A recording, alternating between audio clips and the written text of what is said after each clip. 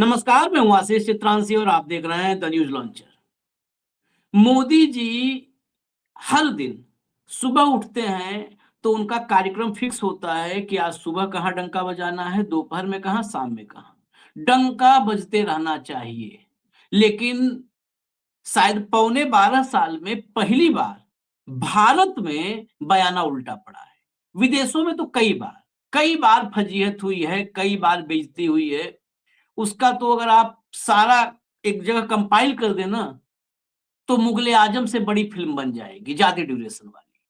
लेकिन देश के भीतर डंका बजाने के लिए निकले हों सुबह सुबह मोदी जी, और शाम को जब लौट के आए तो ढोल फटी मिले, ऐसा पौने 12 साल में पहली बार हुआ।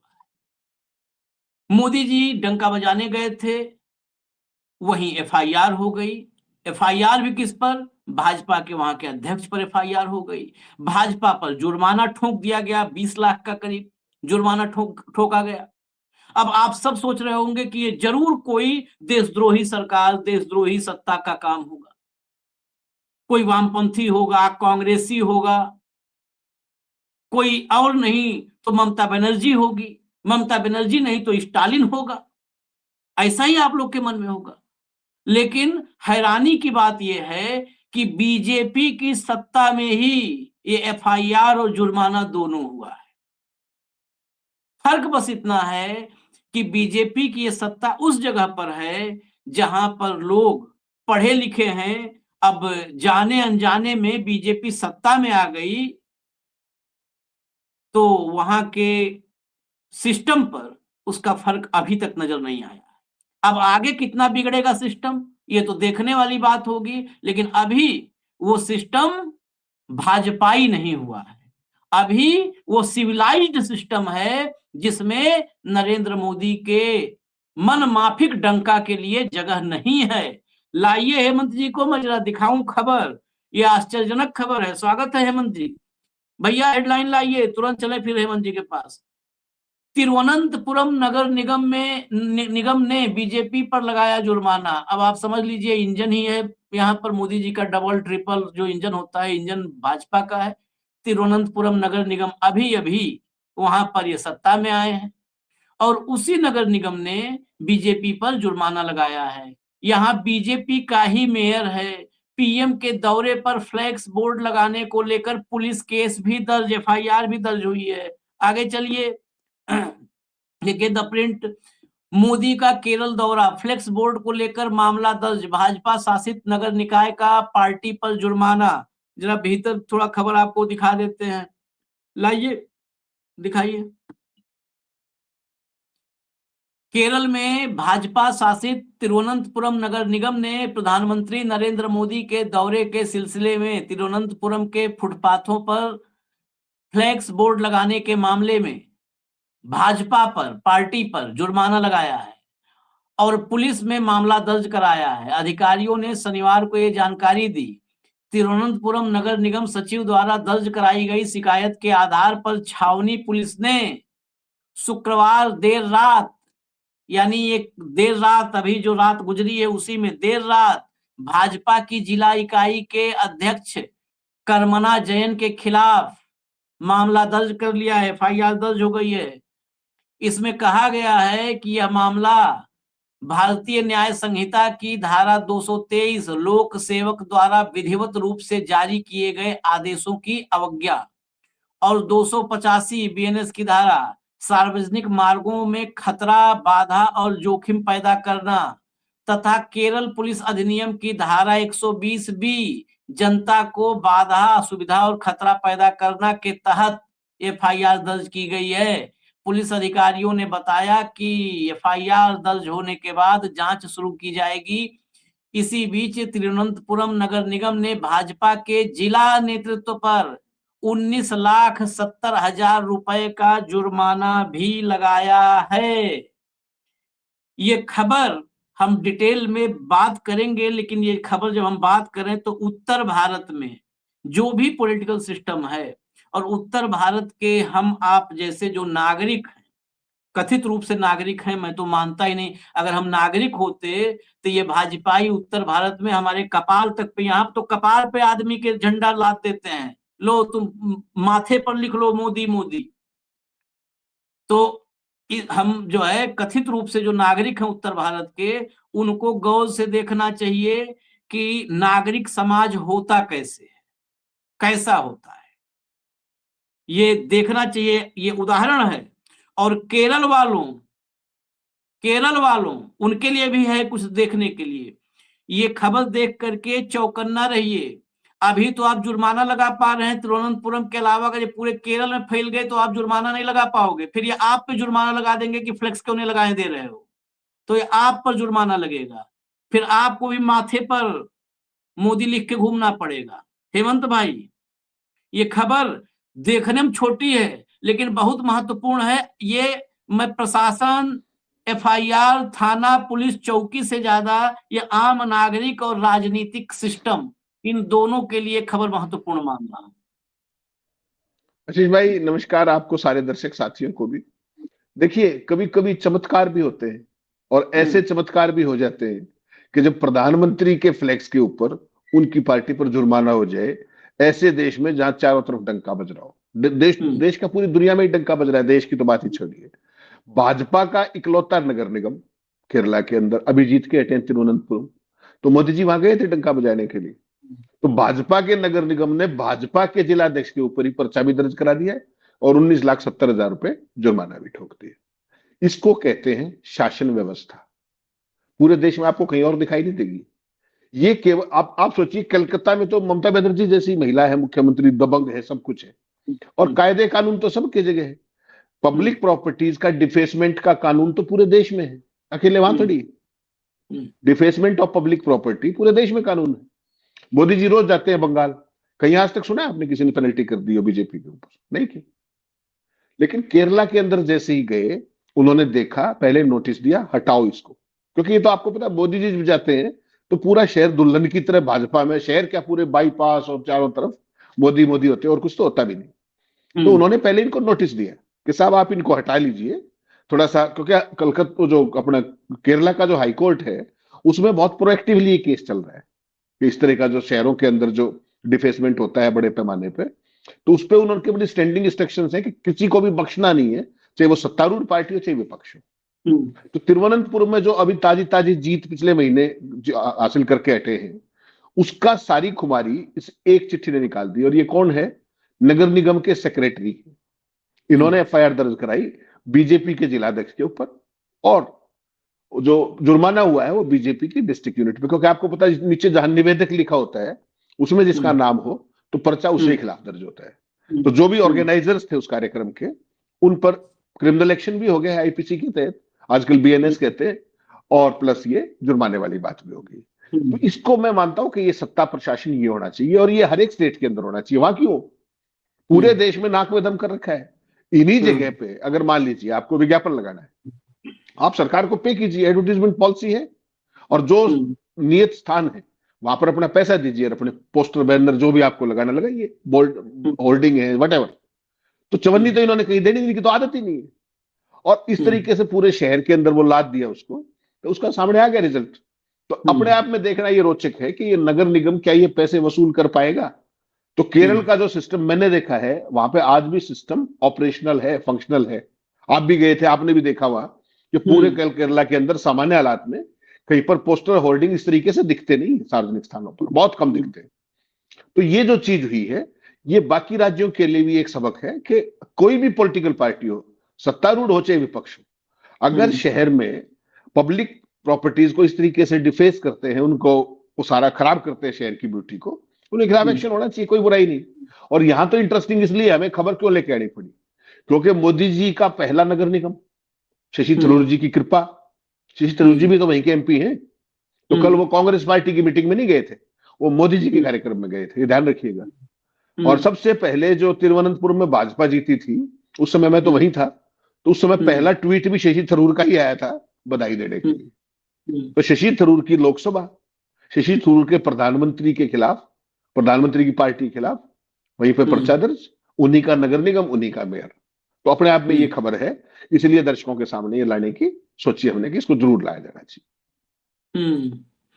इसमें मैं और आपको अपडेट बताऊं, ये इसमें पूरा डिटेल दिया गया है कि नगर निगम के अधिकारियों ने बीजेपी के नेताओं को अवैध रूप से लगाए गए फ्लेक्स बोर्ड हटाने के निर्देश दिए थे, लेकिन ये बीजेपी के नेताओं को लगा कि उत्तर प्रदेश बिहार में विचरण कर रहे हैं, उन्होंने नहीं हटाया, उस पर कोई कार्रवाई नहीं की, तो एफआईआर करवाना जरूरी हो गया।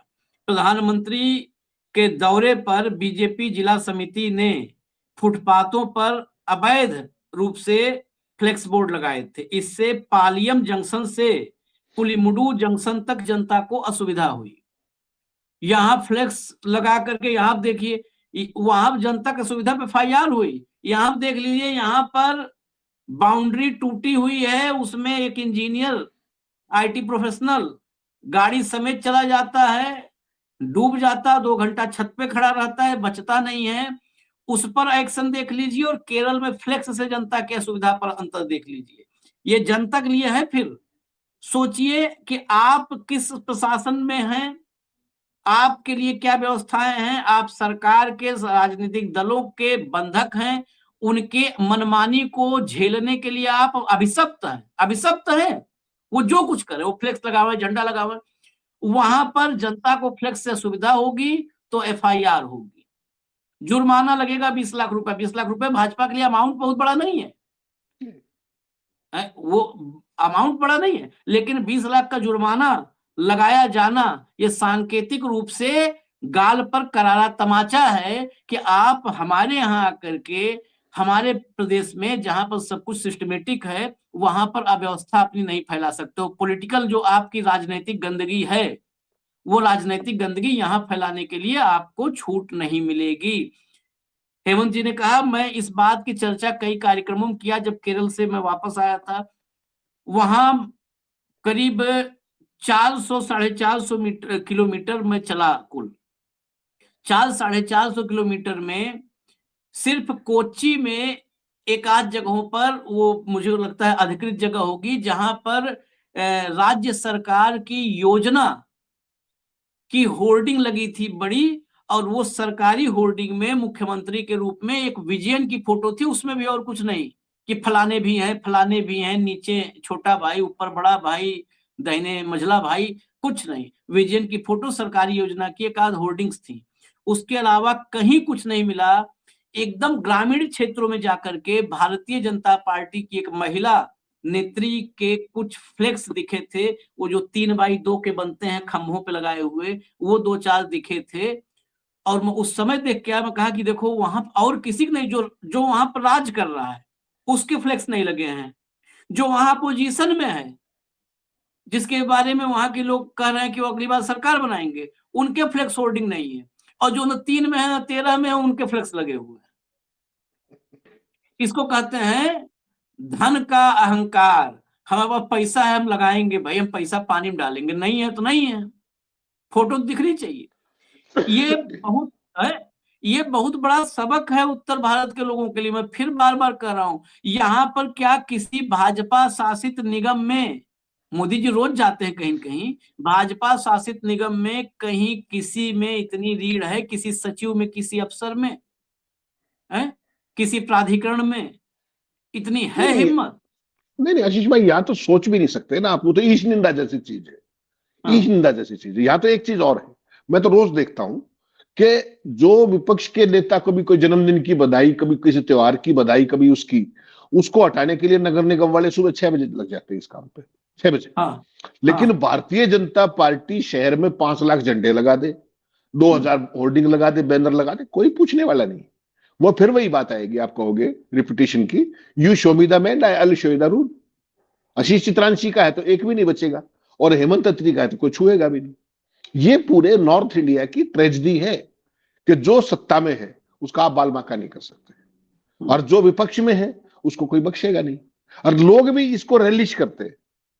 लेकिन समस्या क्या है, भारतीय जनता पार्टी का जो अहंकार है ना, सत्ता का अहंकार, पैसे का अहंकार, जैसे आपने इशारा किया, और लंबे समय तक देश के ज्यादातर हिस्सों में है, तो पूरा एक एसओपी सा बन गया है कि प्रधानमंत्री आएंगे तो ये तो होना ही है कि हजारों झंडे लगेंगे, लड़ियां लग लग के, अलग अलग वो होंगे, पूरे बड़े बड़े होर्डिंग्स लगेंगे। तो उन्होंने इसको एक एसओपी बना लिया है, और बेसिकली कायदे कानून मानने की उनकी आदत रही नहीं।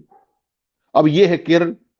केरल के अंदर तो कांग्रेस का भी नहीं मिलेगा आपको। आप जैसे बता रहे थे, मैं उस टाइम वहीं था कोटाकल के अंदर, नगर निगम के उसमें। तो नगर निगम के उसमें आशीष भाई आप हैरान हो गए, जो आपने बात की ना कि पोस्टर जो एक आध दिखता था वो किसका था, ऐसे ही मैं भी हैरान था। हमारा रोड साइड पे ही था रूम, तो वहां पर केवल और केवल भाजपा की वोट मांगने वाले आते थे, वो जो गाड़ियों के ऊपर स्पीकर से या रिक्शा के अंदर या थ्री व्हीलर्स के अंदर। तो मैं हैरान होकर पूछता था उनसे, जो वहां के लोग थे, मैं कहा भाई ये क्यों यहाँ पे बोला सर उनको तो अभी कैप्चर करना है ना यहाँ पे, बाकियों का तो अपना काट रहे हैं, सिस्टम है। ये सारे अभी उधार के सिंदूर से लगे हुए हैं। तो एनवायरमेंट बिल्डिंग इतनी बड़ी कर दो कि आपको भाजपा के अलावा कुछ दिखे ही ना। तो वहां कोटाकल में मैंने देखा, जैसे शाम को घूमने निकलते थे थोड़ा बहुत, हर जगह पे, हर जगह पर इन्हीं के जो दीवार पे फ्लैक्स लगे होते हैं, छोटे छोटे खंभों के ऊपर, दीवारों के ऊपर, वो सारे लगे होते थे। और सारे ऑटो रिक्शा जिसके अंदर वोट केवल इनकी मांग रहे होते थे, ना कोई लेफ्ट का दिखा, ना कोई कांग्रेस का दिखा।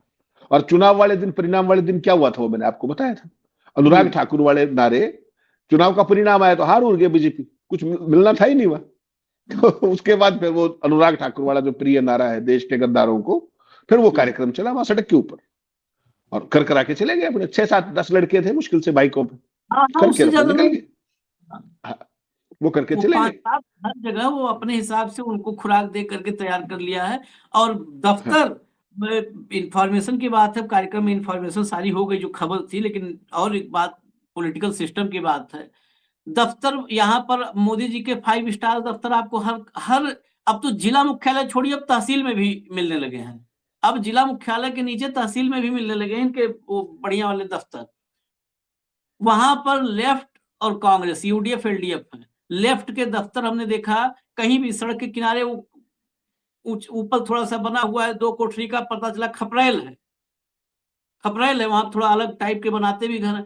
और उस पर भी एक वही लाल झंडा लगा हाँ, हुआ है, बस लिखा उतना। है दफ्तर, मार्क्सवादी कम्युनिस्ट पार्टी दफ्तर ऑफिस।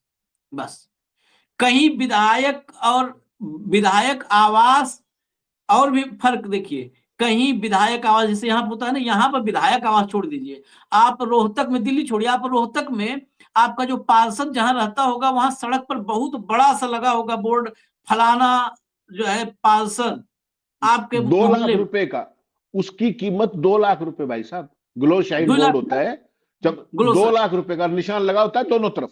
गली मान लीजिए दोनों 2 तरफ है, तो दोनों तरफ लगा होगा, निवास स्थान पार्षद फलाना so and so, ward number so and so, हाँ बाकायदा घर हाँ का एड्रेस, प्रॉपर हाँ। टाइप। तो पार्षद से विधायक तक वो बड़े बड़े बोर्ड लगते हैं, इधर घर है, इधर घर है।